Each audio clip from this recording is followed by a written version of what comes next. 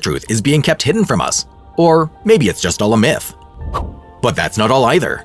In 1909, the Arizona Gazette published a shocking theory that sent shockwaves throughout the world of archaeology.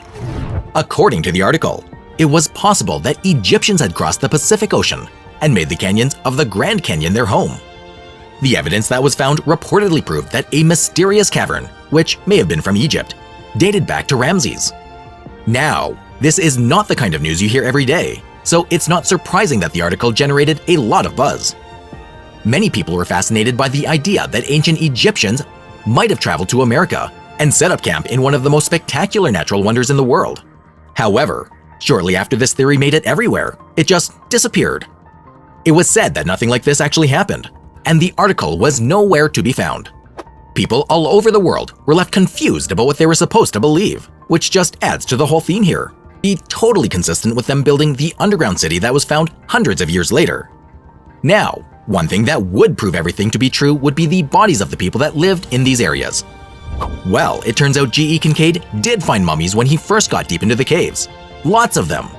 They were perfectly preserved with cloth and bark, surrounded with copper trinkets. At this point, it was clear that a massive team went through all of the evidence, and he sent over his findings to the Smithsonian. While at first, they seemed very open to figuring out the truth behind everything, they later said that there were never any mummies in the first place.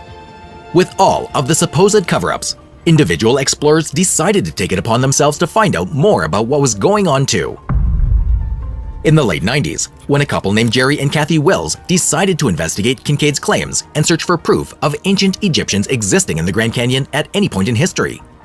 For 3 years, they explored the area and conducted extensive research to find the elusive entrance to the underground city. When they found it, there was just one problem. The entrance was nearly 1,500 feet down the sheer canyon wall, making it virtually impossible to access. Finally, the Wills found a ventilation tunnel that could potentially lead them to the underground city.